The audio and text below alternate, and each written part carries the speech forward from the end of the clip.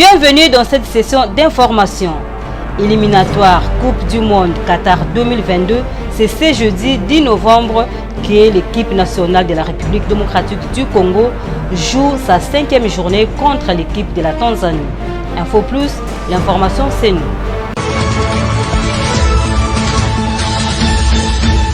Les forces armées de la République démocratique du Congo vont debout face au M23. Après l'attaque des positions de Tchunzu et Runyunyu dans les territoires de Rutshuru, dans le Nord Kivu, par le mouvement insurrectionnel M23 dans la nuit du 7 novembre, le calme est revenu. Dans un communiqué signé par le chef d'état-major général des FARDC, le général d'armée Célestin Mbala Moussese demande à la population de garder le calme et de continuer à faire confiance aux forces de défense et de sécurité qui ne laisseront aucun groupe armé occuper un seul millimètre du territoire national.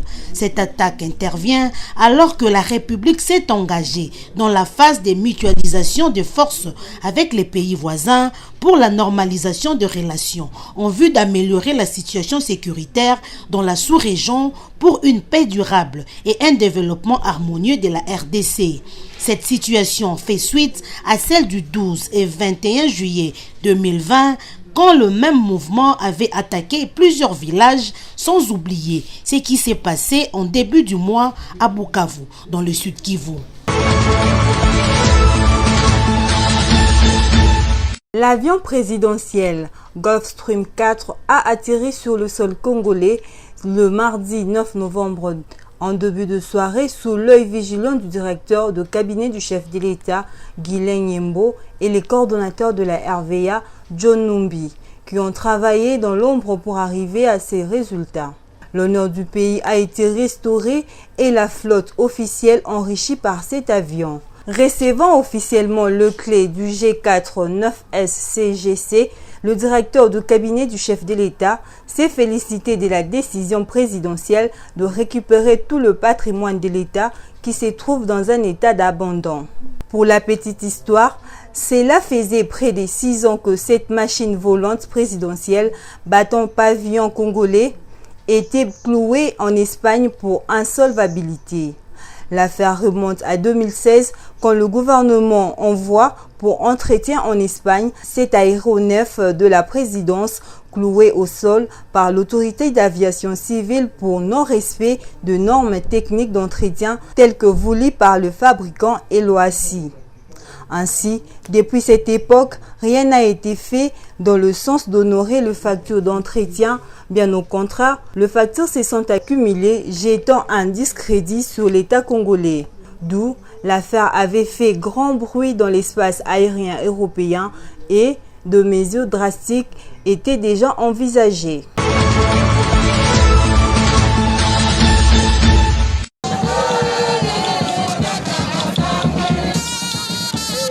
La deuxième audience dans l'affaire Bukanga Lonzo a vécu à Kinshasa.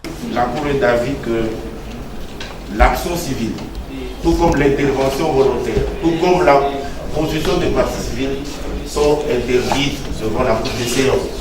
Les sénateurs Matata Ponyo Mapon évoquent séance tenante l'incompétence de la Cour constitutionnelle à connaître la cause, l'irrécevabilité de l'action du ministère public et la surséance du dossier suite à la saisine de l'arbitrage international. La défense de Matata Ponyo se fonde sur le fait qu'il n'exerce plus la fonction du Premier ministre depuis plusieurs années pour soulever cette exception d'incompétence. Moi je viens ici avec les codes, avec l'ouvrage.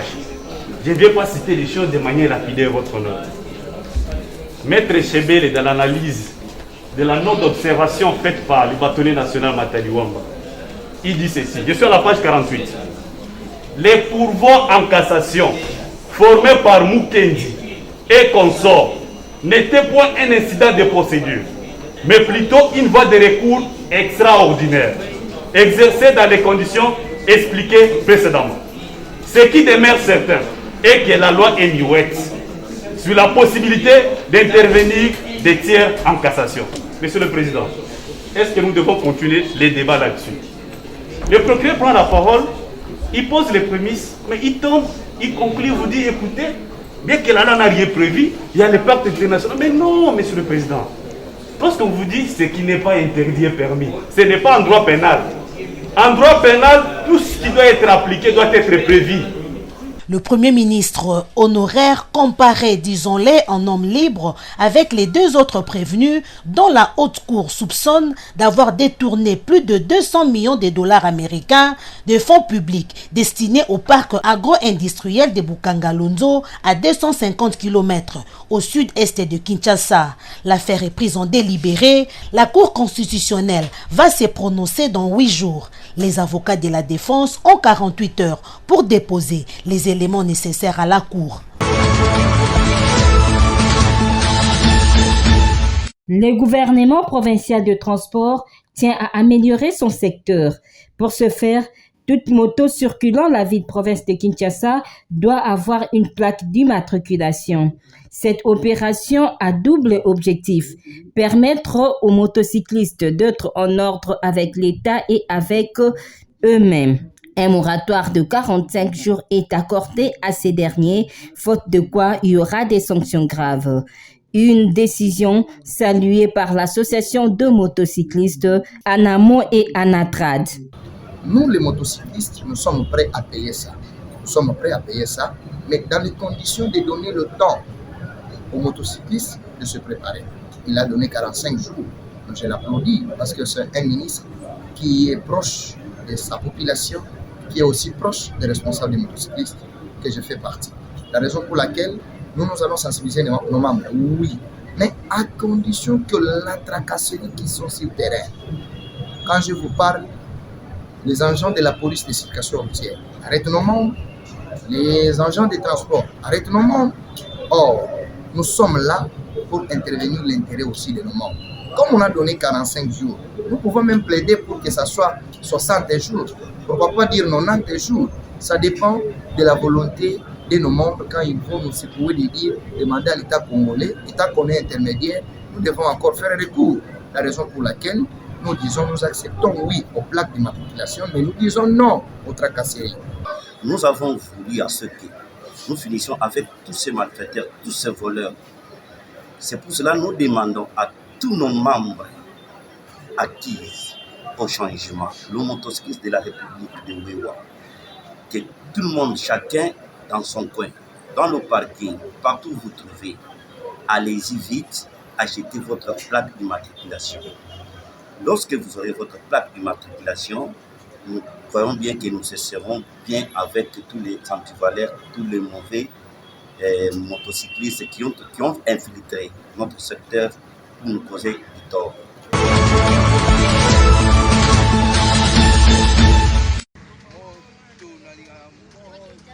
Le collège Saint-Julien, situé dans la commune d'Elancélé, précisément en Célé-Bambou, est menacé par une grande érosion.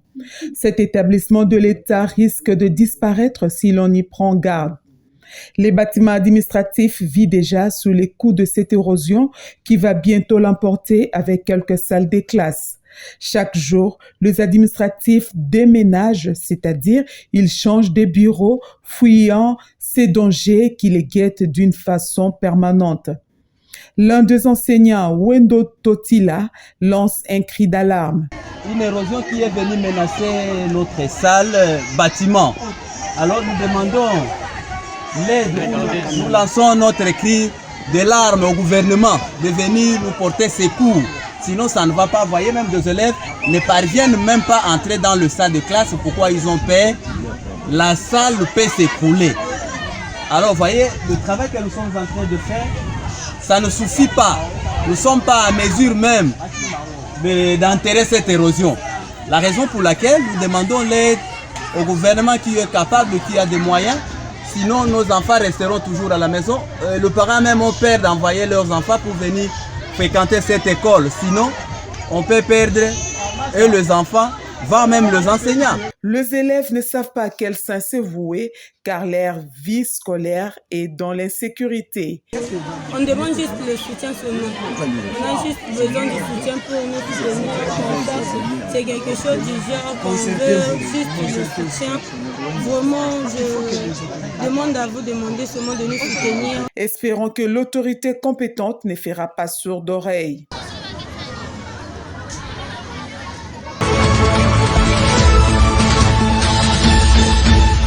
La chanson Ninito Salité du groupe musique populaire de la Révolution MPR en sigle est frappée par la Commission nationale des censures. Le clip de cette chanson est suspendu d'être diffusé sur toutes les chaînes de télévision, stations de radio et autres moyens de communication installés sur toute l'étendue de la RDC. Cet organe justifie sa décision par le fait que ces clips ont été présentés au public sans son autorisation. Un dossier judiciaire serait même ouvert à ce sujet. Une autre chanson victime par cette mesure, c'est la lettre à Yachichi de l'artiste Bob Elvis. Pour l'artiste, il n'a pas insulté, il est resté dans les faits. Les gens interprètent sa chanson librement. Une décision qui a suscité des réactions. Pour l'UDPS, la décision de la Commission nationale de censure est impopulaire. Les partis au pouvoir n'est nullement concerné par cette prise de position. Par ailleurs, l'Azado appelle aux sanctions contre la Commission nationale de censure.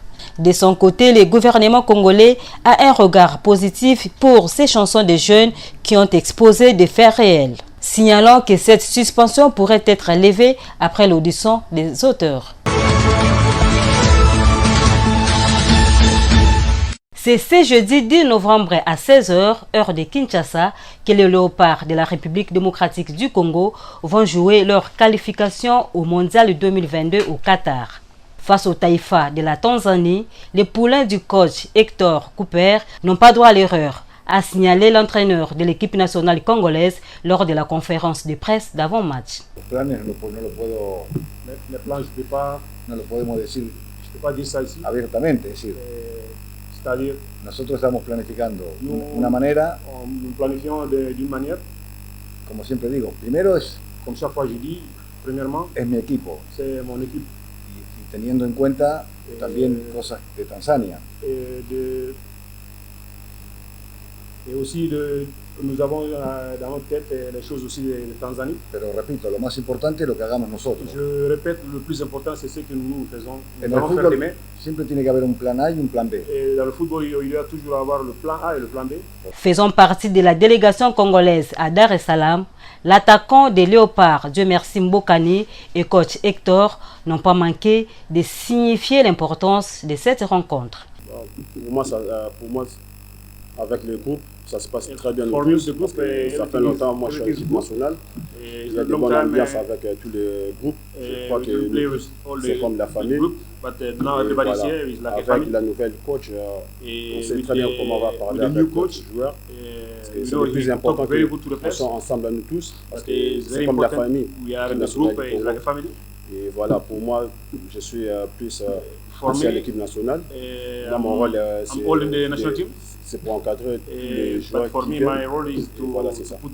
Vamos a hacer aquello que creemos que podemos, que nos puede dar la victoria. Et nous allons faire ce que nous pensons qui peut nous donner la victoire. Y siempre repito lo mismo. Et chaque fois, je répète la même chose. Lo más importante es tener un equipo. Et le plus important, c'est d'avoir une équipe.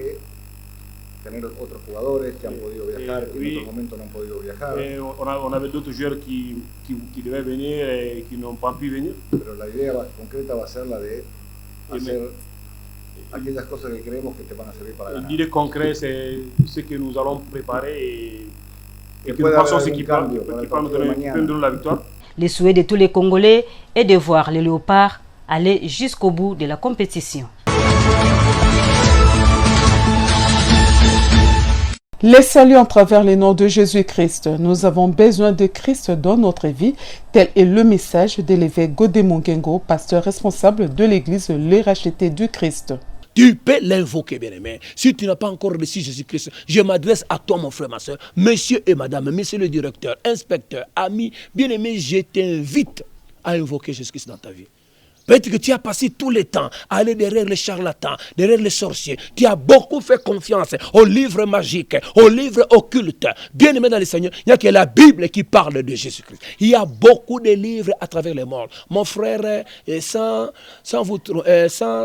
la prétention de tout connaître, j'ai lu un peu beaucoup de livres en rapport avec le chef spirituel. Mais j'ai compris que la Bible reste l'unique livre qui a bien parlé et qui a même parlé de la vie après la mort. D'autres livres là sont que des utopies, mes frères. Je voudrais t'inviter, mon frère, ma soeur. Tu as longtemps fait confiance à une ville. Tu crois peut-être que le jour où j'irai à Lourdes, je serai guéri.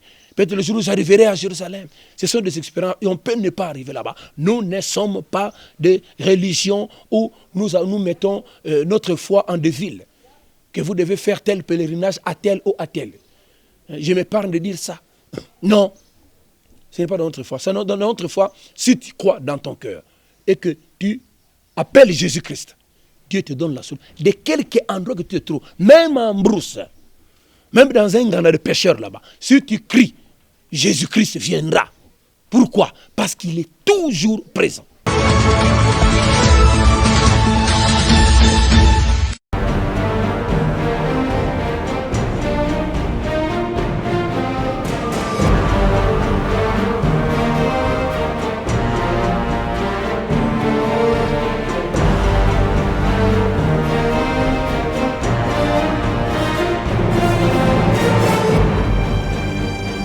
La Cour constitutionnelle va-t-elle se déclarer incompétente de juger Matata Ponyo dans l'affaire Boukangalonzo ou pas? Le suspense demeure entier, comme l'indiquent les journaux parus ce mercredi dans la capitale Kinshasa. Mesdames, Messieurs, bienvenue dans cette lecture transversale de journaux. Commençons avec Africa News qui écrit en grosse manchette « Suspense au procès Matata Ponyo, la défense paralyse d'entrée la démarche du ministère public ». Selon le journal, les suspens est vivant au procès du sénateur Matata Ponyo. Conduite par maître Nyabirungu Mwanesonga, la partie défenderesse n'a pas attendu pour attaquer. S'appuyant de bout en bout à la Constitution, rapport des tabloïds, la défense a soulevé les exceptions relatives à l'incompétence de la haute cour et celle d'irrécevabilité de l'action du ministère public. Cependant, fait remarquer le potentiel, en dépit de plusieurs appels en provenance des sphères aussi bien judiciaires que politiques ou de la société civile sur l'irrégularité observée dans la procédure entreprise par les ministères publics dans cette affaire, ces derniers n'attendent point capitulé. Sans doute, poursuit les colonnes, comme le prétendent plusieurs observateurs, une main noire serait visiblement à la manœuvre pour écrouer quoi qu'il en coûte l'homme à la cravate rouge. Devant pareille évidence, révèle le quotidien, la défense de Matata Ponyo n'envisage guère de se laisser faire.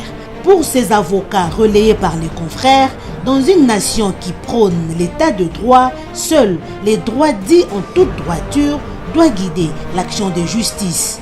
Après une série d'exceptions d'incompétence et d'irrécevabilité soulevées par la partie défenderesse, cette dernière demande carrément à la haute cour de se déclarer incompétente à examiner la présente action, conseille la prospérité dans ses pages intérieures. C'est pourquoi, à titre principal, renseigne le journal, la Cour dira recevable et totalement fondée les moyens d'incompétente à connaître du présent litige. Et si par impossible, la Cour passait outre ces moyens, prévient les tabloïds, elle constatera cependant, à titre subsidiaire, que l'action initiée par les ministères publics est irrécevable, faute pour lui de n'avoir pas produit la résolution du Congrès qui l'autorise de poursuivre le premier cité, conclut dans une note de plaidoirie Maître Nyabirungu relayé par les confrères. À propos de l'affaire Chebeya et Bazana, la tempête des tropiques annonce une descente sur le terrain ce mercredi à la ferme du général Zelwa Katanga dit Djadjidja à Mitendi dans la commune de Mongafula. Il s'agit du site, selon le journal, où après l'assassinat des fidèles Bazana serait enfouie sa dépouille. Cette descente sur le terrain sera une occasion pour la justice militaire de confronter Jacques Moukaba à Djadjidja, espère le confrère. Le potentiel annonce par ailleurs une nouvelle arrestation d'un policier impliqué dans ces doubles assassinats. Arrêté dans l'ex-Katanga où il s'est caché, explique le quotidien, Jansi Moulanga, policier impliqué dans l'assassinat du président de l'ONG La Voix de Sans Voix et de son chauffeur, a été transféré à Kinshasa. Jansi Moulanga et les policiers, en croire les colonnes, qui a accueilli Chebeya à son arrivée et a conduit ces derniers auprès de Kenga Kenga, les chefs du commando. Il a aussi, selon le journal, été chargé d'arracher les pages du registre de visiteurs où figuraient les noms des 2 défenseurs des droits de l'homme. Dans un autre chapitre, le quotidien Le Journal parle du lobbying de Tshisekedi pour Denis Kadima, tout en faisant des concessions. Mike Hammer est en première ligne, à en croire les confrères, pour tenter de faire endosser aux plus sceptiques la CENI sous Kadima. Après Jean-Pierre Bemba Gombo, poursuit les rédacteurs de l'article, Moïse Katumbi est annoncé de nouveau à Kinshasa. Ces lobbying pourraient heurter une grosse barrière Senko SCC et un lourd obstacle FCC et la Mouka, 2 courants dans la marche de protestation contre Kadima est finalement fixée au 13 novembre courant, note le quotidien. Ainsi se referme ce journal de journaux. Merci et à la prochaine.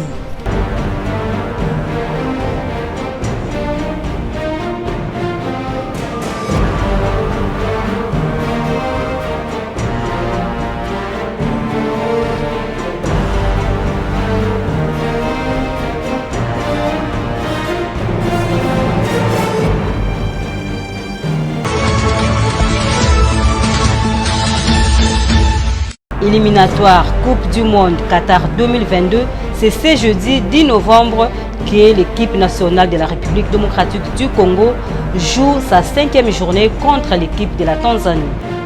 Terminé pour cette session d'actualité, merci de nous suivre sur notre chaîne YouTube Info Plus officielle. Entre-temps, restez branchés au programme de Centrale Télévision, La Voix de la démocratie.